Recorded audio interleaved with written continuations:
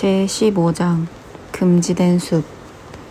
상황이 이보다 더 나빠질 수는 없었다.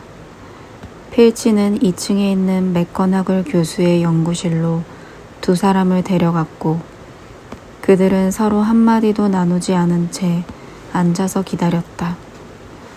헤르미온느는 덜덜 떨고 있었다.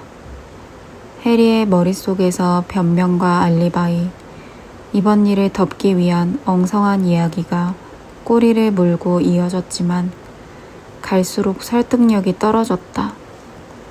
이번에는 어떻게 빠져나가야 할지 알 수 없었다.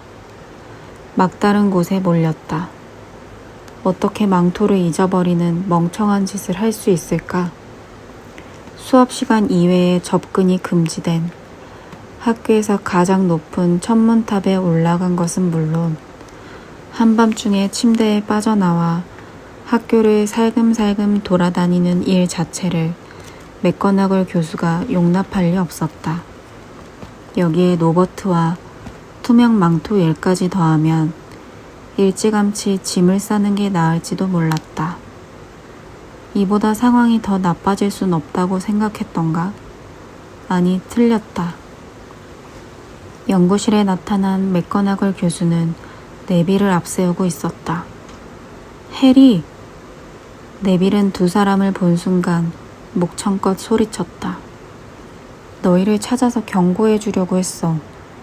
말포이가 너희 둘을 잡겠다고 말하는 걸 들었거든.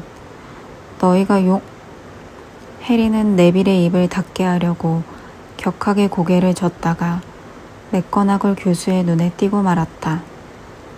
세 사람 앞에 우뚝 서 있는 맥거나글 교수는 노버트보다 더 많은 불을 뿜을 것처럼 보였다. 이런 짓을 하다니 믿기지가 않는다. 필치 씨 말로는 천문탑에 올라가 있었다고 하더구나. 지금은 새벽 1시야. 왜 그랬는지 설명해보거라. 헤르미온느가 교수의 질문에 대답하지 못한 건 처음이었다. 헤르미온느는 동상처럼 굳어서 슬리퍼만 내려다보고 있었다. 무슨 일이 있었는지 말 안 해도 알겠다. 맥거나글 교수가 말했다. 천재가 아니라도 알겠지.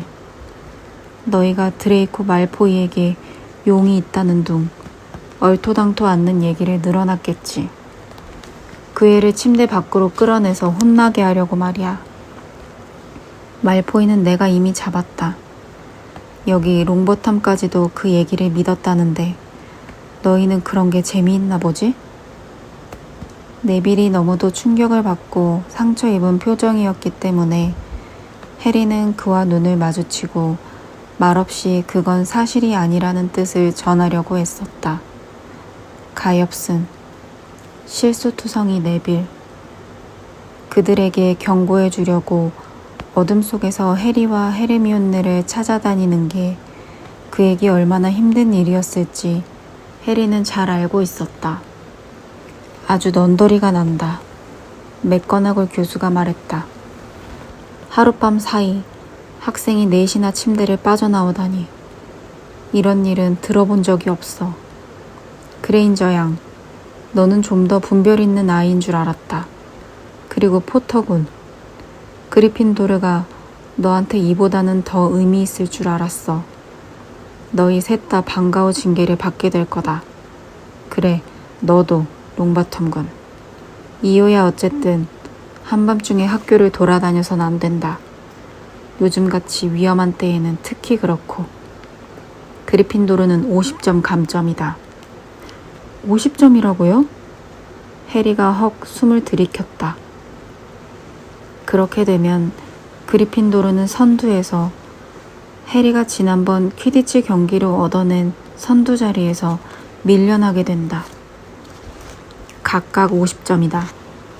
맥거나글 교수가 길고 뾰족한 꽃끝으로 거센 숨을 내뿜으며 말했다. 교수님 제발요.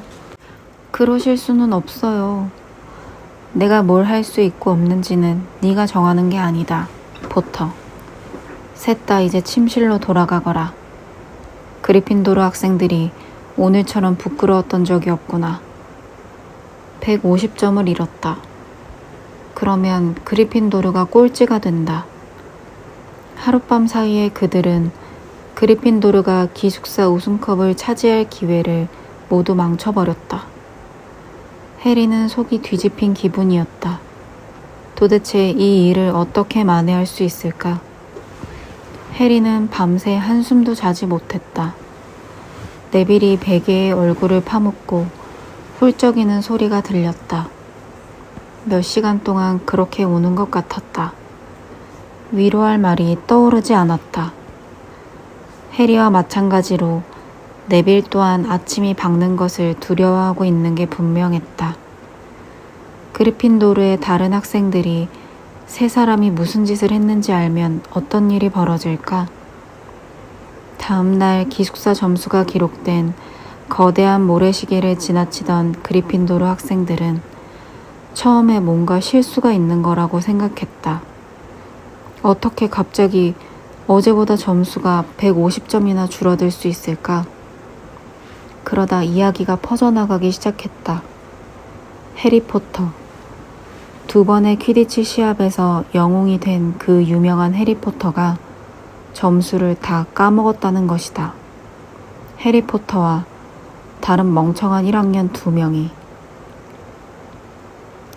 학교에서 가장 인기 있는 학생이자 동경의 대상이었던 해리는 갑자기 모두가 가장 싫어하는 아이가 되었다. 레번클로와 후플푸프 학생들조차 해리를 외면했다. 다들 슬리데린이 기숙사 우승컵을 타지 못하는 모습을 보게 되길 간절히 기다려왔기 때문이다. 아이들은 해리가 가는 곳마다 손가락질을 하면서 굳이 목소리를 낮추지도 않고 욕을 했다. 반면 슬리데린 아이들은 해리가 지나가면 손뼉을 치고 휘파람을 불며 환호성을 질렀다. 고맙다 포터. 신세 한번 제대로 졌네. 해리 곁에 있는 사람은 론뿐이었다. 몇 주만 지나면 잊어버릴 거야. 프레드랑 조지도 여기 온 뒤로 지금까지 점수를 엄청나게 까먹었어. 그래도 여전히 다들 좋아하잖아. 그래도 단번에 150점을 까먹은 적은 없지 않아? 해리가 비참한 듯 말했다. 그건 그렇지. 론이 수긍했다. 이 손해를 메우기에는 조금 늦은 감이 있었지만 해리는 이제부터 자기 일이 아니면 절대 끼어들지 않겠다고 속으로 맹세했다. 몰래 쏘다니며 염탐하는 짓은 그만하면 됐다. 해리는 너무도 부끄러운 나머지 모두에게 퀴디치 대표팀에서 나가겠다고 말했다. 나간다고? 모두가 쩌렁쩌렁하게 소리쳤다. 그러면 뭐가 나아지는데? 퀴디치에서도 못 이기면 어떻게 다시 점수를 따라는 거야? 하지만 퀴디치조차 더 이상 즐겁지 않았다. 다른 선수들은 훈련 중에도 해리와 말하지 않으려 했고 어쩔 수 없이 해리 얘기를 해야 할 때는 그를 수색꾼이라고 불렀다.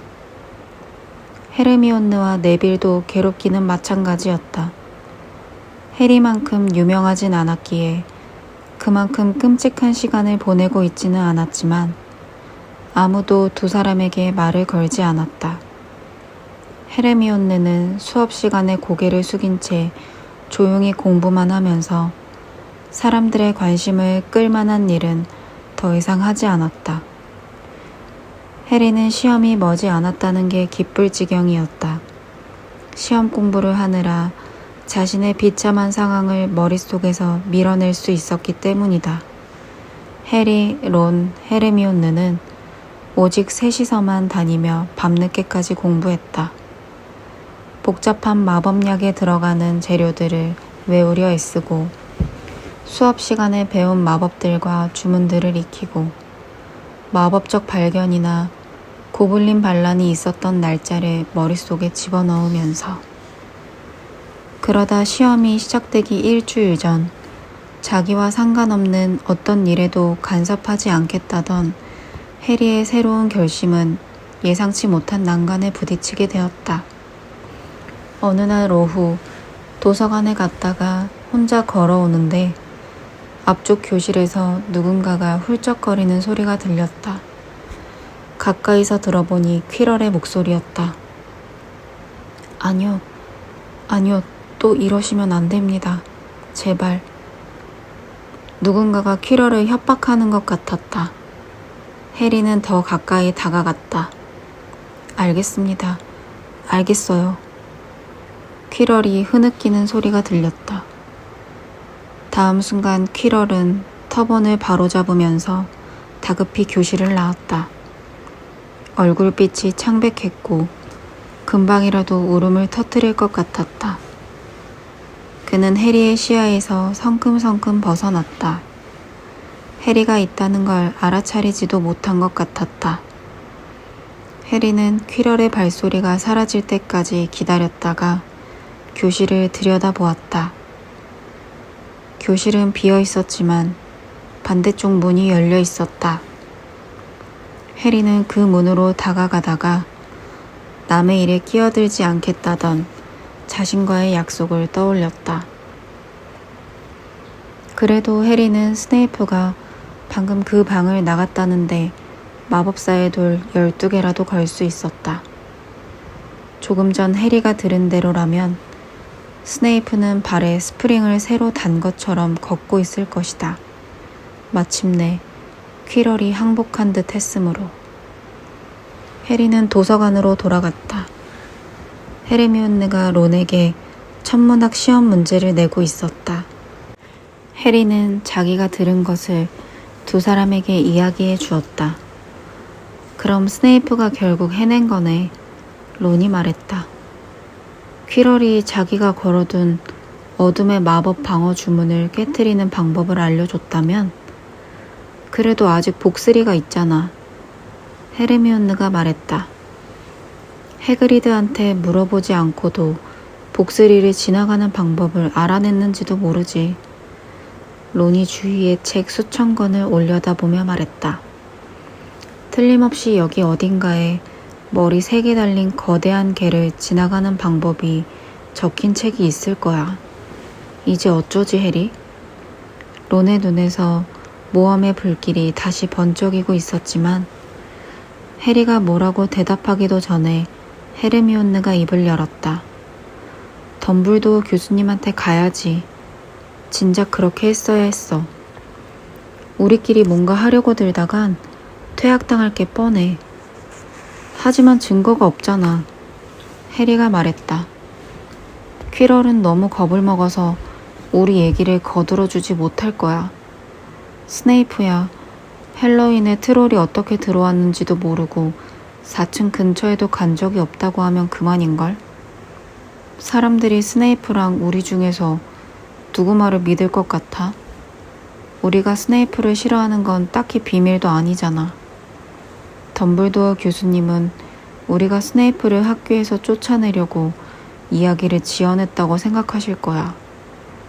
필치는 자기 목숨이 달린 일이라도 우릴 도와주지 않을걸? 또 스네이프랑 친한 데다가 학생들이 더 많이 퇴학당할수록 좋다고 생각하잖아. 그리고 잊지 마. 우리는 그 돌이나 복스리에 대해 몰라야 한다는 걸. 어쩌다 알게 됐는지 많은 설명이 필요할 거야. 헤르미온느는 납득한 것 같았지만 론은 그렇지 않았다. 그냥 여기저기 좀 더 쑤시고 다녀보면. 아니야. 해리가 단호하게 말했다. 쑤시고 다니는 건 이만하면 됐어. 해리는 목성 지도를 끌어당겨 위성들의 이름을 외우기 시작했다. 다음 날 아침 식탁에 앉아있던 해리와 헤르미온느, 네빌에게 쪽지가 전달되었다. 모두 같은 내용이었다. 오늘 밤 11시에 방과후 징계가 진행될 예정입니다. 현관홀에서 필치 씨를 만나도록 하세요. 맥거나글 교수. 해리는 자기가 까먹은 점수 탓에 사람들이 하도 화를 내는 바람에 방과후 징계가 남아있었다는 사실을 잊고 있었다. 그는 헤르미온느가 방과후 징계 때문에 시험 공부할 하룻밤을 통째로 날렸다고 불평할 줄 알았지만 그녀는 한마디도 하지 않았다. 해리가 그렇듯 헤르미온느도 이를 받아 마땅한 벌이라고 생각했다. 그날 밤 11시 해리와 헤르미온느는 휴게실에 있는 론에게 작별 인사를 하고 네빌과 함께 현관홀로 내려갔다. 필치는 이미 와 있었고 말포이도 그랬다. 그들은 말포이 또한 방과후 징계를 받았다는 사실을 잊고 있었다. 따라와라. 필치가 등불을 켜고 아이들을 건물 밖으로 데리고 나가면서 말했다. 너희도 이제 교칙을 어기기 전에 한 번 더 생각해보면 되겠지. 안 그러냐? 필치가 심술궂은 눈으로 그들을 보며 말을 이었다. 그래야지. 내 생각에 힘든 노동과 고통만큼 훌륭한 선생은 없거든. 옛날식 처벌을 더 이상 하지 않게 됐다는 게 참 아쉬워. 니놈들의 손목을 천장에 묶어 며칠 매달아 놓는다든지 하는 것 말이다. 나는 아직도 사무실에 사슬을 보관해 두고 필요할 경우에 대비해서 기름칠을 하지. 자, 출발해. 도망칠 생각은 말고. 그래봤자 상황만 더 나빠질 테니까. 그들은 어두운 교정을 가로지르며 나아갔다. 네빌은 끊임없이 코를 훌쩍거렸다. 해리는 어떤 벌을 받게 될지 궁금했다. 뭔가 끔찍한 일일 게 틀림없었다. 그게 아니라면 필치가 저토록 기쁜 목소리로 말하지는 않았을 테니까. 달은 밝았지만 구름이 달을 가리고 지나가서 그들은 자꾸만 어둠 속에 잠겼다. 저 앞에 불 켜진 해그리드의 오두막 창문이 보였다. 멀리서 고함 소리가 들렸다. 자넨가 필치? 서둘러. 어서 시작했으면 좋겠군. 해리는 마음이 가벼워지는 것을 느꼈다. 해그리드와 함께하는 일이라면 그렇게 나쁘진 않을 것이다. 그의 안도감이 얼굴에 드러났는지 필치가 말했다. 저 멍청한 놈하고 즐거운 시간이라도 보내게 될 거라고 생각하나 보지? 글쎄, 다시 생각해봐라 꼬마야. 너희가 들어가는 곳은 금지된 숲이고 내 생각에 너희 모두가 온전히 살아 돌아올 것 같지는 않거든. 이 말에 네빌은 작게 신음했고 말포이는 길을 걷다 말고 우뚝 멈춰섰다. 금지된 숲이라니? 말포이가 되물었다. 평소에 싸늘한 말투가 전혀 아니었다. 밤에 저기에 들어갈 수는 없어요. 저 안에는 별게 다 있잖아요. 늑대 인간도 있다던데. 네빌이 해리의 로브 소매를 꽉 잡고 목이 매는 듯한 소리를 냈다. 그거야 네 사정 아니냐? 필치가 신이 나서 갈라지는 목소리로 말했다. 늑대 인간 걱정은 말썽 부리기 전에 했어야지. 해그리드가 팽을 데리고 어둠 속에서 성큼성큼 다가왔다. 그는 커다란 석궁을 들고 어깨에 화살통을 메고 있었다. 시간 다 됐다. 해그리드가 말했다. 벌써 30분이나 기다렸어. 괜찮냐? 해리? 헤르미온느? 나는 저희들한테 지나치게 잘해줄 수 없었거든, 해그리드. 필치가 차갑게 말했다. 어쨌거나 저 녀석들은 벌을 받으려고 여기 온 거니까. 그래서 늦었다 이건가? 해그리드가 필치를 향해 얼굴을 찌푸리며 말했다.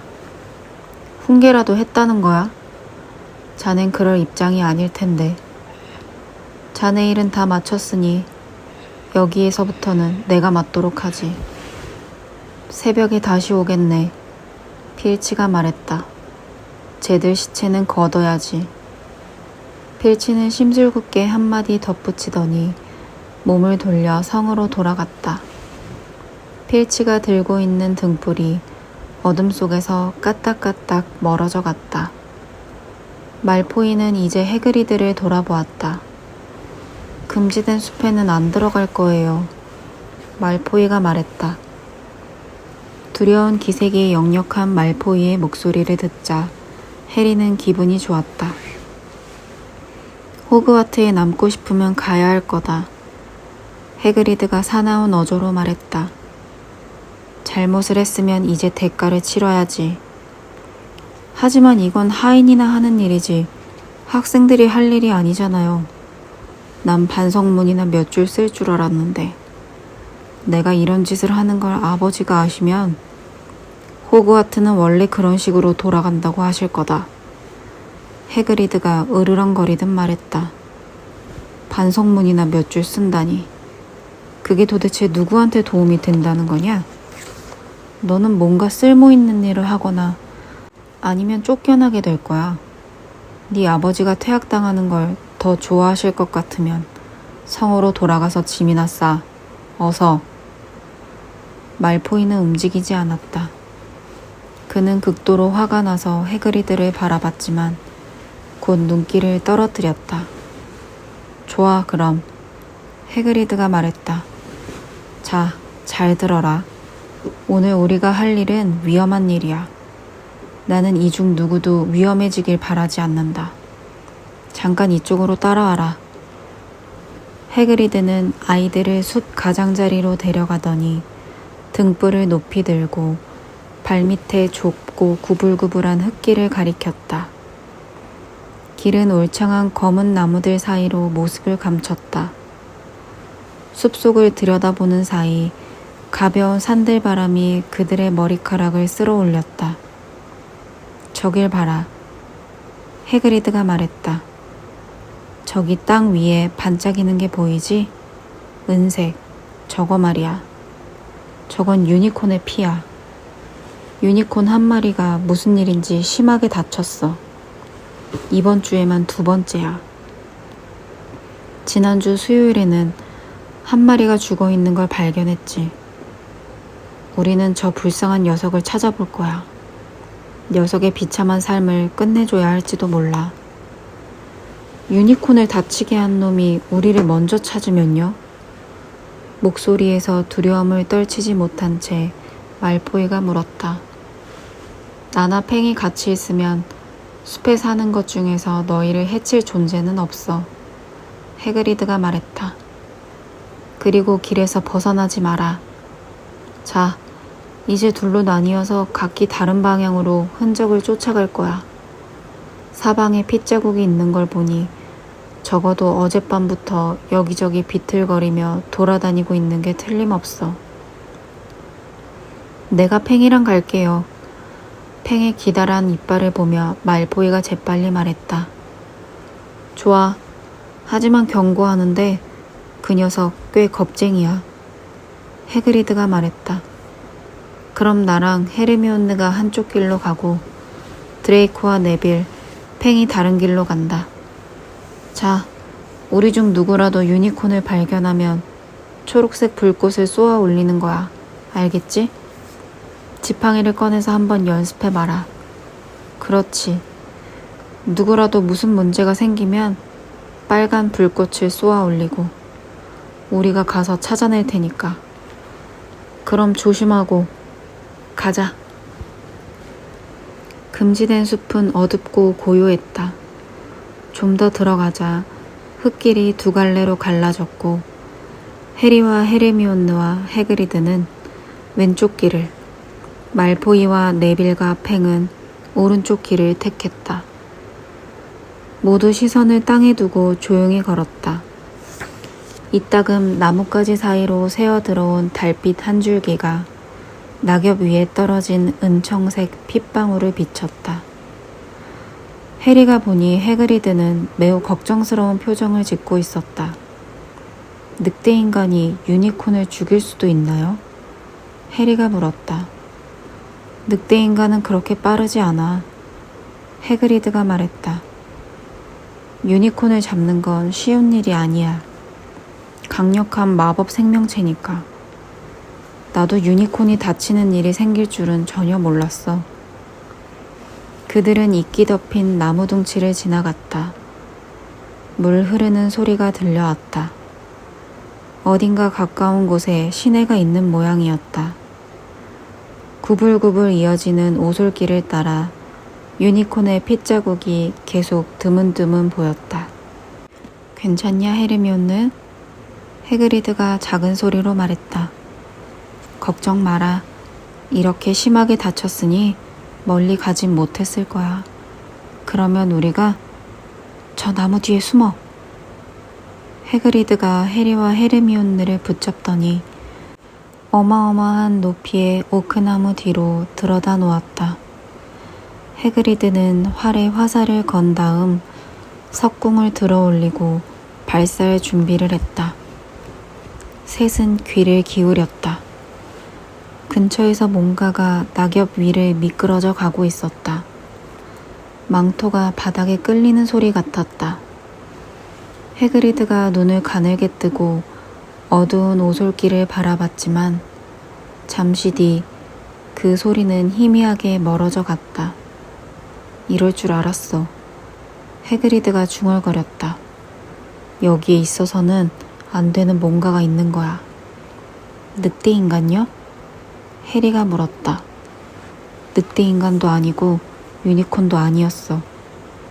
해그리드가 험악한 목소리로 말했다. 좋아, 날 따라와라. 하지만 이제부터 조심해야 돼.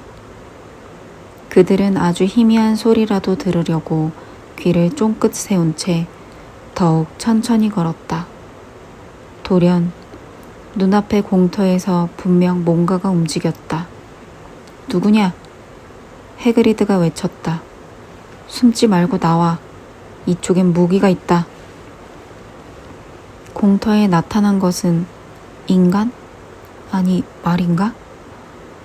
허리까지는 붉은 머리카락에 턱수염이 난 인간 남자였지만 허리 아래는 길고 불구스름한 꼬리가 달린 윤기 나는 밤색을 띤 말의 몸이었다.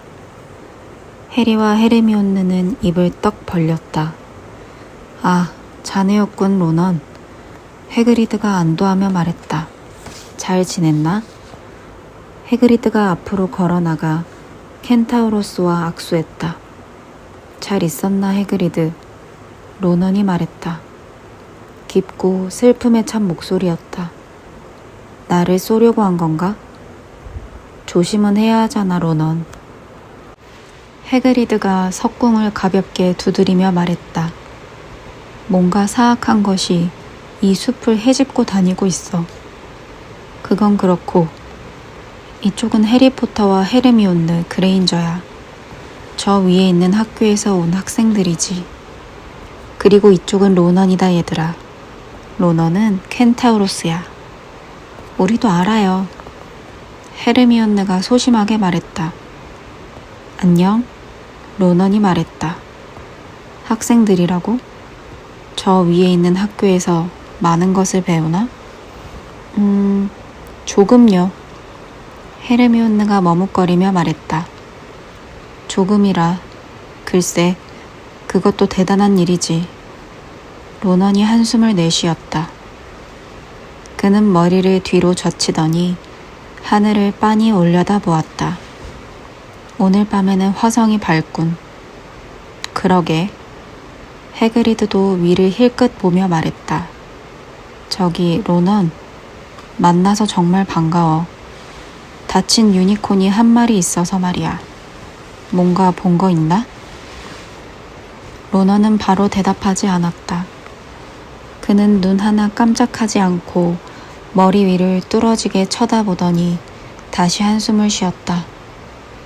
첫 번째 희생양은 항상 죄 없는 이들이지. 로넌이 말했다. 과거에도 그랬고 지금도 마찬가지야. 그러게. 해그리드가 말했다. 그런데 뭔가 본 건 없어, 로넌? 뭔가 평소와 다른 거 말이야. 오늘 밤에는 화성이 밝군. 해그리드의 조바심하는 눈길을 받으며 로넌이 넌지시 되풀이했다. 유난히 밝아. 그래, 근데 내 말은 화성보다 좀 더 가까운 곳에서 일어난 특이한 일 말이야. 해그리드가 말했다. 그러니까 이상한 건 본 적이 없다는 거지? 이번에도 로넌이 대답하기까지 한참이 걸렸다. 마침내 그가 말했다. 숲에는 많은 비밀이 숨겨져 있지. 로넌 뒤쪽에 나무들이 움직였다. 해그리드가 다시 활을 들었지만 이번에 나타난 것은 머리카락도 검고 몸도 검은 로넌보다 사나워 보이는 또 다른 켄타우로스였다. 어이 베인, 해그리드가 말했다. 어떻게 지내? 안녕한가 해그리드, 잘 지내지? 잘 지내고 말고 저기 말이야, 방금 로넌한테도 물어봤는데 최근 이곳에서 뭔가 이상한 걸 본 적 있나? 딴 게 아니라 부상당한 유니콘이 있어서 그래. 뭐 아는 게 있어?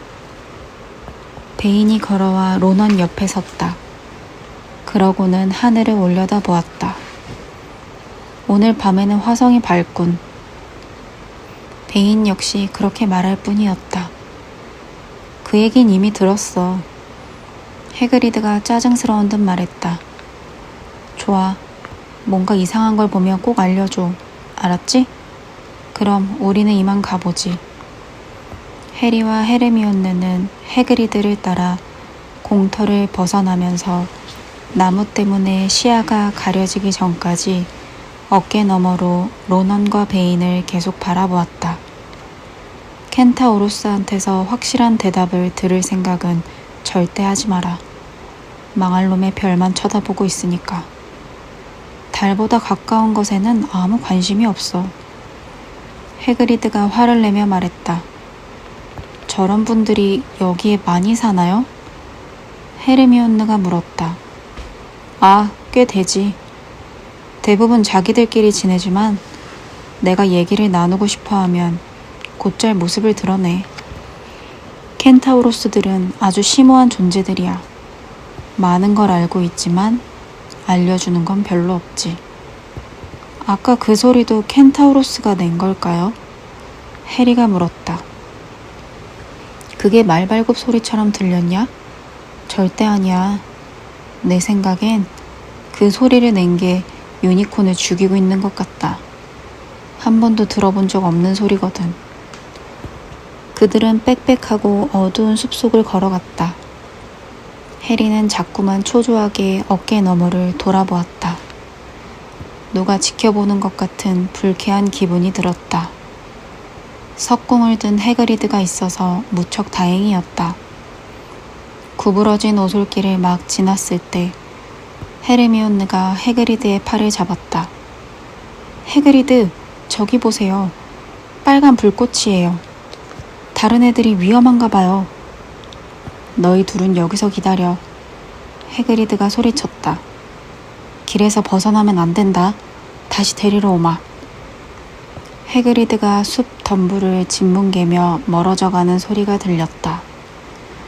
해리와 헤르미온느는 근처 낙엽이 버스럭거리는 소리 말고는 아무 소리도 들리지 않을 때까지 잔뜩 겁에 질린 눈으로 서로를 바라보며 서 있었다. 다치진 않았겠지? 헤르미온느가 속삭였다. 말포이에 어떻게 되든 상관없지만 네빌한테 무슨 일이 생기면 애초에 걔가 여기 오게 된 건 우리 잘못이잖아. 시간이 느리게 흘렀다. 해리와 헤르미온느는 평소보다 청각이 예민해진 것 같았다. 바람이 내쉬는 한숨과 장가지가 오지직하는 소리 하나까지 모두 들리는 듯했다. 무슨 일이 벌어지고 있는 걸까? 다른 사람들은 어디에 있을까? 마침내 으드득하는 굉장한 소리가 해그리드가 돌아왔음을 알렸다. 말포이, 네빌, 팽도 함께 왔다. 해그리드는 화가 나서 콧김을 내뿜고 있었다. 보아하니 말포이가 장난친답시고 네빌 뒤로 몰래 다가가 그를 와락 붙잡은 모양이었다. 그 바람에 네빌이 겁을 먹고 불꽃을 쏘아올린 것이었다. 그렇게 소란을 떨다니 이젠 운이 안 따라주면 아무것도 못 잡을 거다. 좋아, 팀을 바꾸자, 네빌. 너는 나랑 헤르미온느랑 같이 가자. 해리, 너는 팽이랑 이 멍청이랑 같이 가라. 미안하다.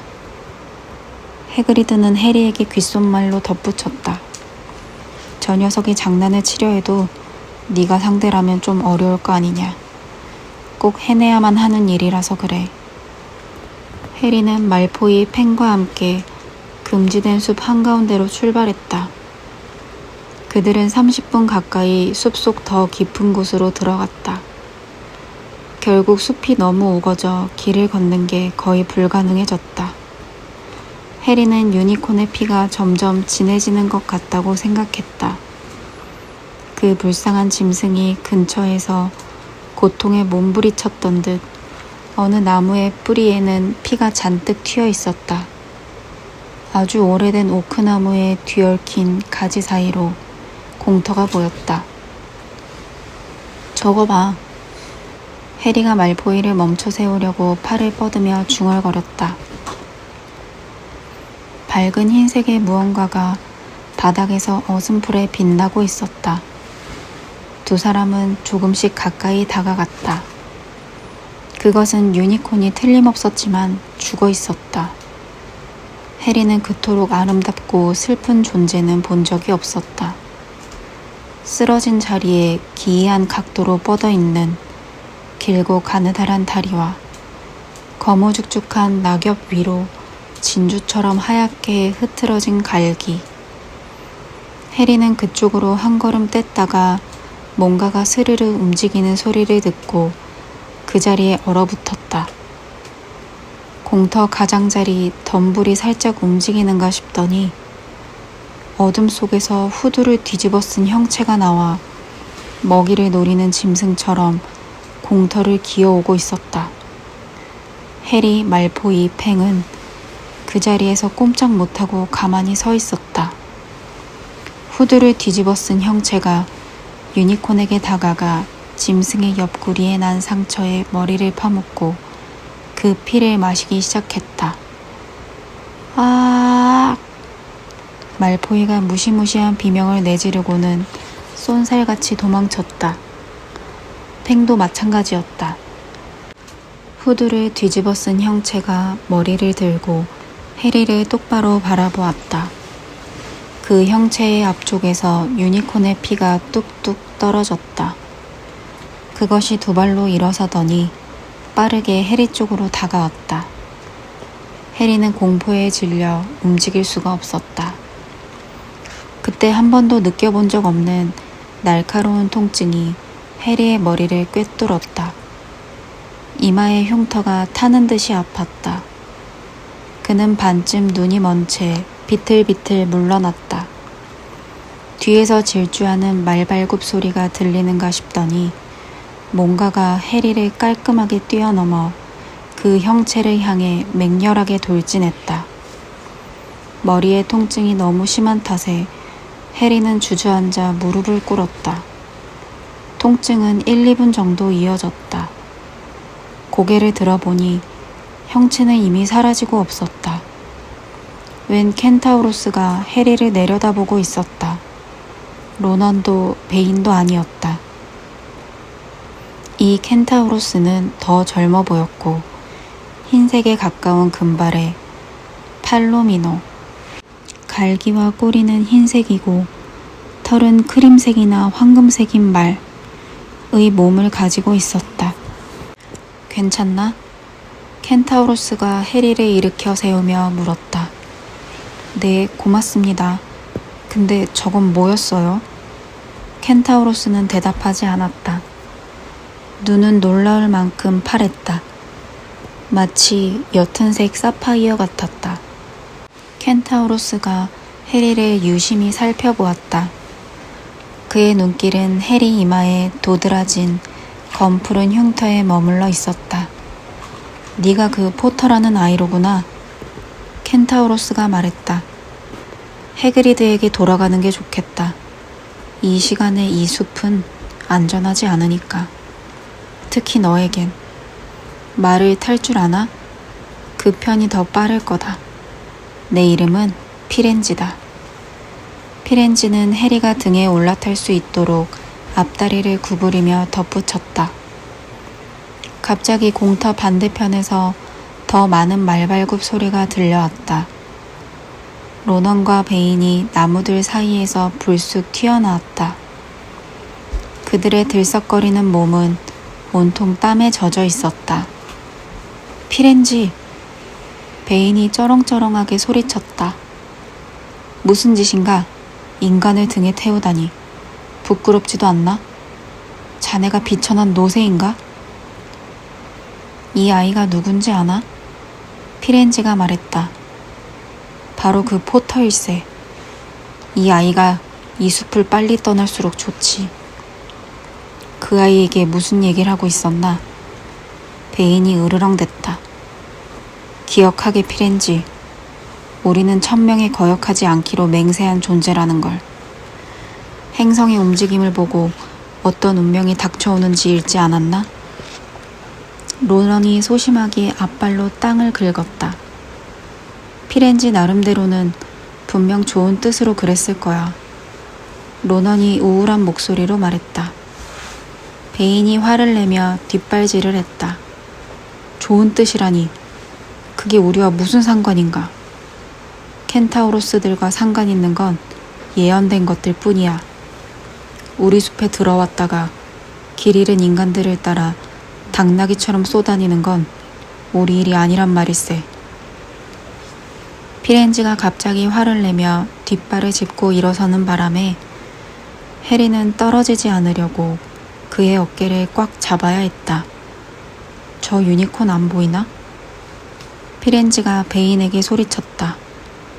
저 유니콘이 왜 살해당했는지 모르느냔 말일세. 아니면 행성들이 자네에게 그 비밀만은 알려주지 않은 건가? 나는 이 숲에 도사리고 있는 그 존재와 맞설 생각이라네, 베인. 그래, 필요하다면 인간들이랑도 함께 할 거야.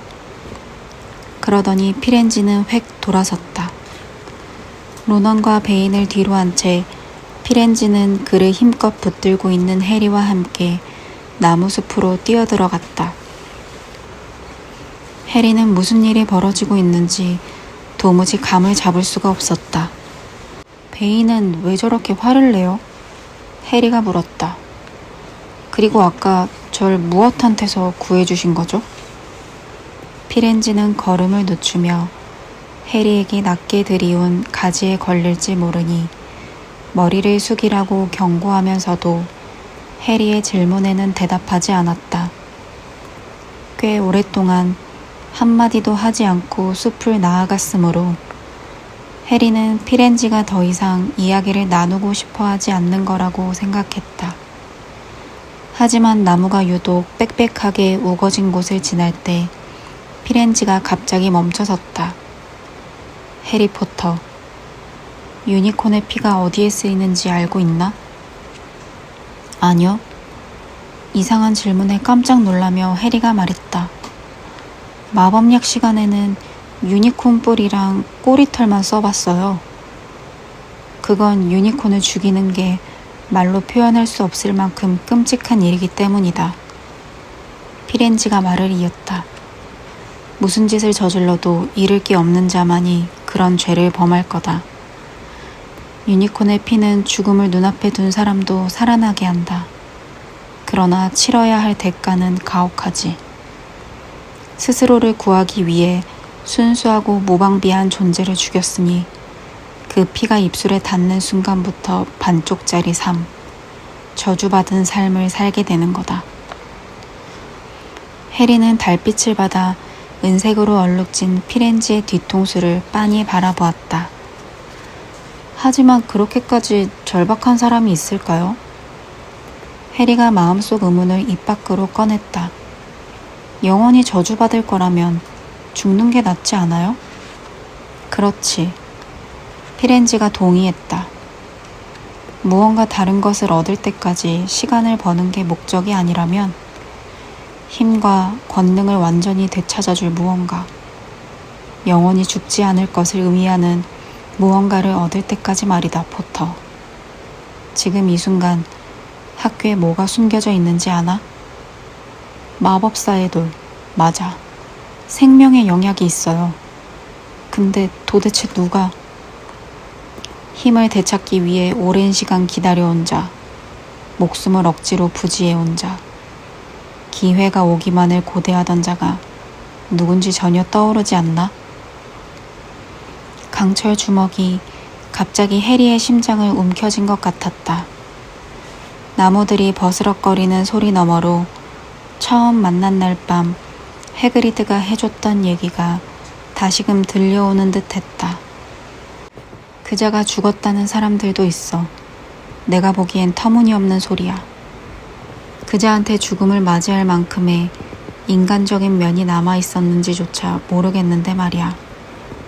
그 말은 하고 해리가 쉰 목소리로 입을 열었다. 해리 괜찮아?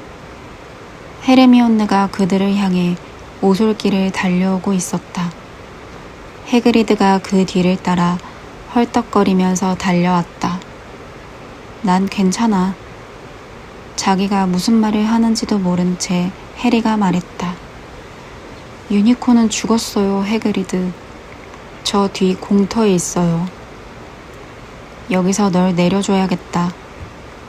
해그리드가 허겁지겁 유니콘을 살펴보러 가자 피렌지가 나직이 말했다.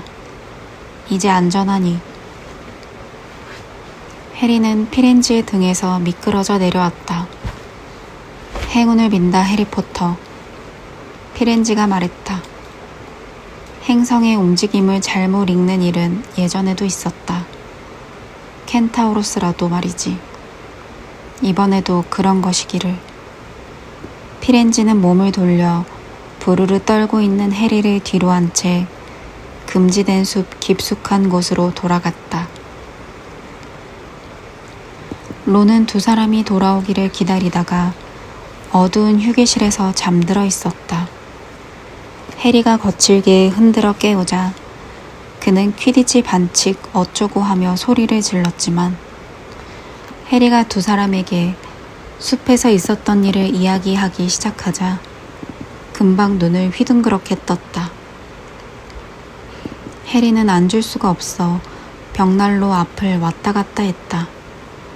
아직도 몸이 떨렸다. 스네이프는 볼드모트를 위해 그 돌을 차지하려는 거야. 볼드모트는 금지된 숲에서 기다리고 있고. 그런데 지금껏 스네이프가 그저 부자가 되고 싶어서 그 돌을 갖고 싶어 하는 거라고 생각했다니. 그 일은 말하지 마. 볼드모트가 그들의 대화를 들을지도 모른다는 듯 론이 겁에 질린 목소리로 작게 소리쳤다. 해리 귀에는 그 말이 들리지 않았다. 피렌지가 나를 구해줬는데 그래선 안 되는 거였어. 베인이 심하게 화를 냈거든. 행성들이 볼드모트가 돌아온다고 예언한 게 틀림없어. 베인은 피렌지가 볼드모트가 나를 죽이게 그냥 뒀어야 한다고 생각해. 그 얘기도 별에 쓰여 있나 봐. 그 이름 좀 그만 말하라고. 론이 씩씩댔다. 그러니까 이제 내가 할 일은 스네이프가 돌을 훔칠 때까지 기다리는 것뿐이야. 해리가 열띤 어조로 말을 이었다. 그럼 볼드모트가 찾아와 나를 끝장낼 수 있겠지. 뭐 베인은 기분 좋겠네. 헤르미온느는 무척 겁에 질린 듯 했으면서도 위로의 말을 건넸다. 해리, 다들 그 사람이 두려워하는 건 덤블도어 교수님 뿐이라고 말하잖아. 덤블도어 교수님이 가까이 있으면 그 사람도 너를 건드리지 못할 거야. 그나저나 켄타우로스들이 하는 말이 맞다고 누가 그래? 나한테는 점쟁이들이 하는 얘기처럼 들리는데. 맥거나글 교수님은 점술이 매우 부정확한 마법분야라고 하셨어. 그들이 대화를 멈추기도 전에 하늘이 밝아왔다. 다들 목도 아프고 기진맥진해서 잠자리에 들었다. 하지만 그날 밤 벌어진 놀라운 일은 거기서 끝이 아니었다. 이불을 들어 올렸을 때 해리는 그 아래 깔끔하게 개어져 있는 투명 망토를 발견했다. 망토에는 쪽지 한 장이 핀으로 꽂혀 있었다. 혹시 모르니까.